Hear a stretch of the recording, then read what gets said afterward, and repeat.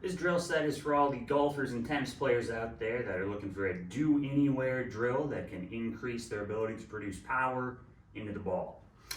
Floppy-arm body-twist. We're going to start with feet and gaze forward. And we're going to stay tall on the central axis, keep the center of mass of pelvis right under the rib cage, right under the head, and use a rotation of the body along its central axis to rotate side to side. Notice that the arms are simply along for the ride. We're relaxing them, allowing them to flop and catch up. In fact, this is going to dictate the breadth of the movement. Our intent here is to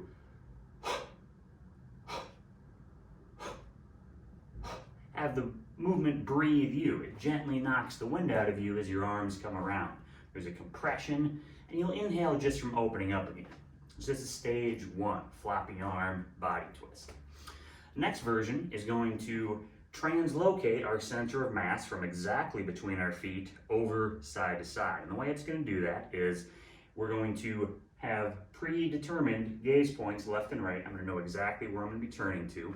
And instead of keeping gaze and both feet forward, we're going to let gaze and the pivot leg turn to face the side. Note that this creates a slightly longer, loopier movement. The arms have to travel further through space, and so takes that extra moment for them to catch up. Now, some people struggle to find the coordination there, so make sure that we're coming back to a neutral every time. If you need to, you can start with just the knee and the hip coming around, the balls of the feet stay down. As you're more confident, you can progress all the way up onto the toe so that your instep can face more 90 degrees as well. But for stage two, your gaze and more or less of your leg ends up pointing 90 degrees to the side.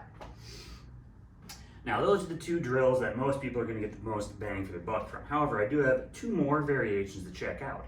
There's a stage three. And in stage three, we're going to have both legs ending up facing the side. So this makes us drop down.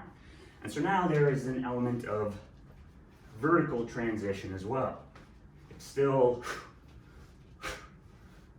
a reflexive inhale as we come up. Note that my feet aren't perfectly accurate. It's about a good enough. You can refine it over time. Harder to do still while you're talking. That's stage three.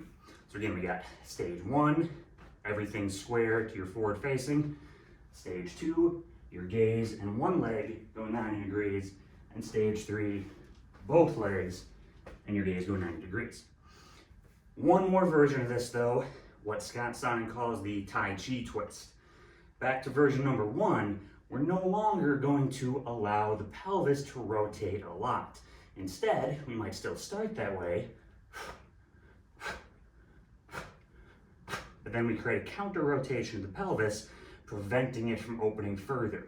There's a stabilization of the pelvis to make the rotation more about the muscles of the waist and less about the legs.